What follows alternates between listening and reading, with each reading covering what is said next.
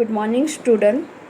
आज हम यहाँ पर फीचर लेखन का शेष भाग देखेंगे। मंडे को हमने देखा फीचर लेखन जिसकी रचयिता डॉक्टर बीना शर्मा है। हमने इस पाठ में देखा कि स्नेहा को यहाँ पर पत्रकारिता के क्षेत्र में फीचर लेखन के अंतर्गत सर्वश्रेष्ठ फीचर लेखन से सम्मानित किया गया है। राष्ट्रीय पुरस्कार से उसे सम्मानित किया गया है और उसकी बधाई देने सारे लोग हॉल में इकट्ठा हुए हैं। उसकी बेटी प्रिया है, उसका बेटा नैतिक, उसके सास ससुर, उसके पति, रिश्तेदार हैं और वहाँ पर कुछ समाचार पत्र के व्यक्ति भी आए हुए हैं। और तभी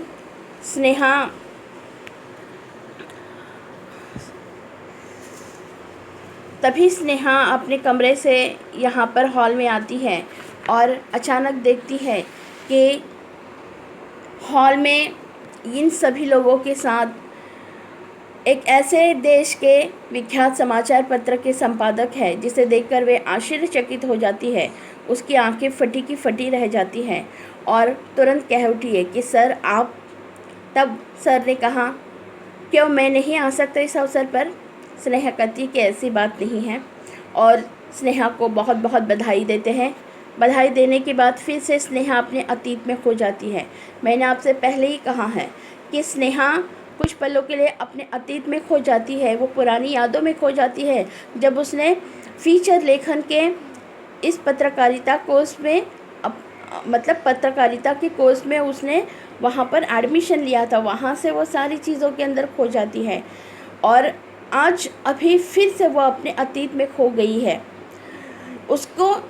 उसकी यादों में वह दिन तैयार गया जब उसने पत्रकारिता कोर्स में फीचर लेखन पर व्याख्यान देने के लिए उसे बुलाया गया था और जहां बुलाया गया था वो विद्यार्थियों से हॉल खचाखच भरा हुआ था। आज उसे अपने परिश्रम सार्थक होते हुए नज़र आ रहे थे। आज उसे महसूस हो रहा है कि जो मैंने परिश्रम किए थे वो परिश्रम आज मेरे सार्थक हो गए हैं।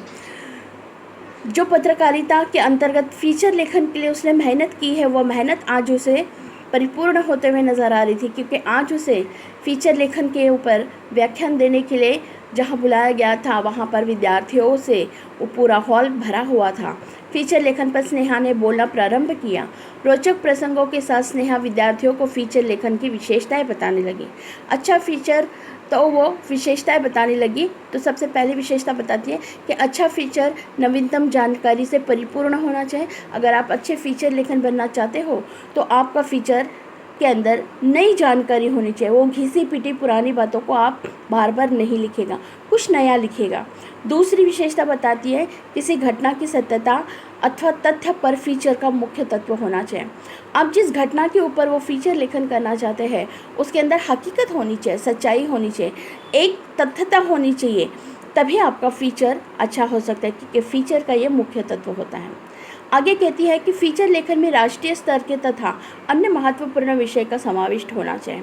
फीचर सीमित नहीं होना चाहिए, सीमित जगह के लिए, सीमित प्रदेश के लिए, देश के लिए नहीं, तो वो राष्ट्रीय स्तर पर होना चाहिए और महत्वपूर्ण विषय का भी उसके अंदर समाविष्ट होना चाहिए।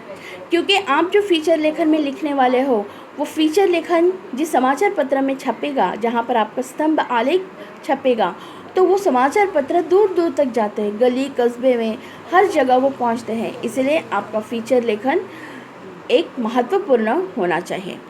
इतना ही नहीं, फीचर का विषय समसामयिक होना चाहिए। इतना ही नहीं तो आप जिस पर लिख रहे हो वो फीचर का विषय समसामयिक होना चाहिए। फीचर लेखन में भाव प्रधानता होनी चाहिए।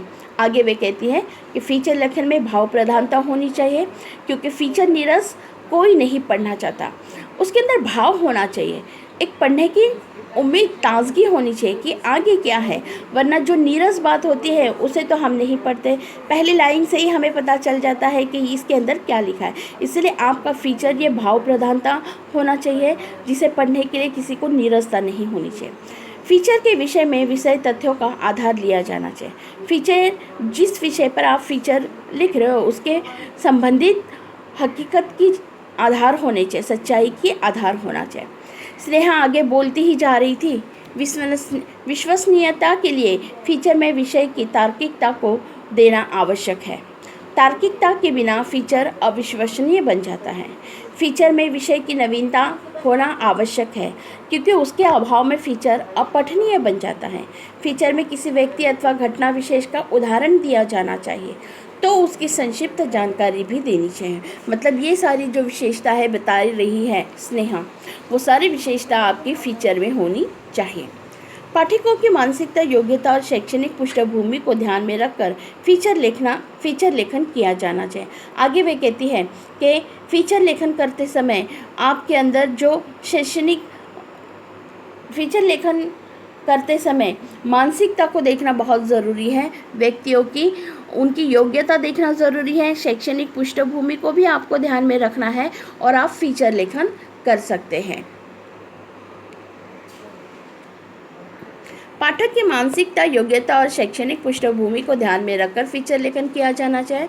उसे प्रभावी बनाने के हेतु प्रसिद्ध व्यक्तियों के आपको यहाँ पर कथनों, उदाहरणों, लोकोक्तियों और मुहावरों का भी प्रयोग होना बहुत ज़रूरी है। इन सभी बातों को अगर आप लिखते हो तो आपके फीचर में 4 चांद लग जाते हैं। वो फीचर और सुंदर और पढ़ने लायक, लोगों को वहाँ उत्सुकता पैदा करने वाला। इसलिए फीचर में आपको उदाहरण भी देने हैं, प्रसिद्ध व्यक्तियों के कथनों को भी लिखना है, लोकोक्तियों को लिखना है, मुहावरों को लिखना है। तो इन सभी बातों से आपका फीचर और भी प्रभावशाली बन जाएगा, उसे 4 चांद लग जाएंगे।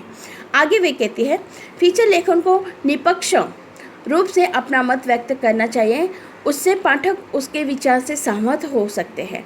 आप जब भी कोई फीचर लिखे उसके अंदर कोई 2 राहें नहीं होनी चाहिए, 2 मत नहीं होना चाहिए, निष्पक्ष होना चाहिए, किसी के पक्ष में नहीं, हकीकत होनी चाहिए, उसके अंदर तथ्यता होनी चाहिए, ताकि पाठकों के मन में, उनके विचारों में कोई असमंजस्य न हो, बल्कि वो इस फीचर से सहमत हो सके। इसके लेखन में शब्दों के चयन का अत्यंत महत्व है, अतः लेखन की भाषा सहज, संप्रेरणीयता से परिपूर्ण होनी चाहिए। फीचर के विषयानुकूल चित्रों, कार्टूनों अथवा फ़ोटो का भी उपयोग होना चाहिए। अगर इन सभी बातों का आप प्रयोग करते हैं तो फीचर अधिक परिणामकारक बन जाता है। और इसीलिए फीचर लेखन सिर्फ लेखन नहीं होना चाहिए, उस फीचर लेखन के अंदर चित्रों का भी प्रयोग होना चाहिए, कार्टूनों का प्रयोग होना चाहिए, फ़ोटो का प्रयोग होना चाहिए, ताकि आपका फीचर अधिक प्रभावशाली, अधिक परिणामकारक बन सकता है। तो यहाँ पर हम देखते हैं कि फीचर लेखन के महत्वपूर्ण बिंदु बताए गए हैं कि फीचर लेखन करते समय किन बातों को हमें ध्यान में रखना है। तो सबसे उन्होंने पहले कहा है कि फीचर लेखन करते समय उसका उसका आरंभ देखना चाहिए कि आरंभ कितना आपका प्रभावशाली होना चाहिए, उसका मध्य देखना चाहिए, फिर उसका चरम देखना चाहिए, भाषा शैली देखनी चाहिए, निष्कर्ष देखना चाहिए और समापन देखना चाहिए। इन सभी बातों को अगर आप ध्यान में रखकर फीचर लेखन करते हो तो आपका फीचर बहुत ही प्रभावशाली बन सकता है। तो देखिएगा, ये आपको 6 यहाँ पर बातें बताई गई है कि फीचर लेखन के महत्वपूर्ण बिंदु कौन से हैं। तो आरंभ, मध्य, चरम, भाषा शैली, निष्कर्ष और समापन, ये आप यहाँ पर आकृति देख सकते हैं। यहाँ पर आपको बताया गया है कि फीचर लेखन के महत्वपूर्ण बिंदु कौन से हैं। आगे देखते हैं।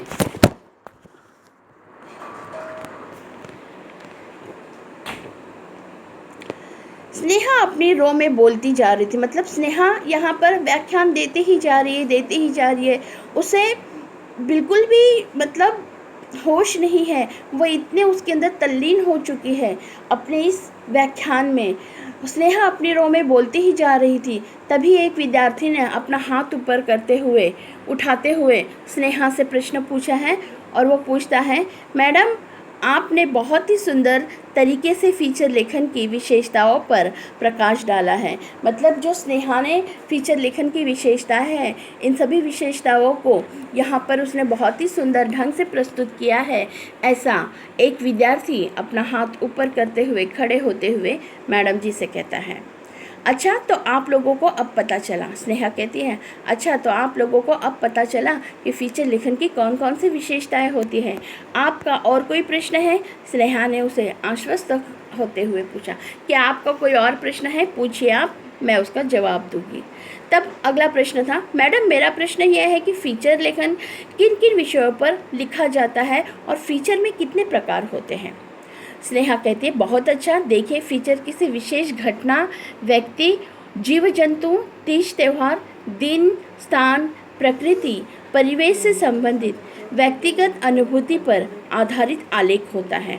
उन्होंने कहा, जब ये प्रश्न पूछा गया कि फीचर लेखन किन किन विषयों पर लिखा जाता है, तो यहाँ पर स्नेहा कहती है कि फीचर लेखन विशेष घटना, व्यक्ति, जीव जंतु, तीज त्योहार, दिन, स्थान, प्रकृति, परिवेश से संबंधित व्यक्तिगत अनुभूति पर आधारित आलेख होता है।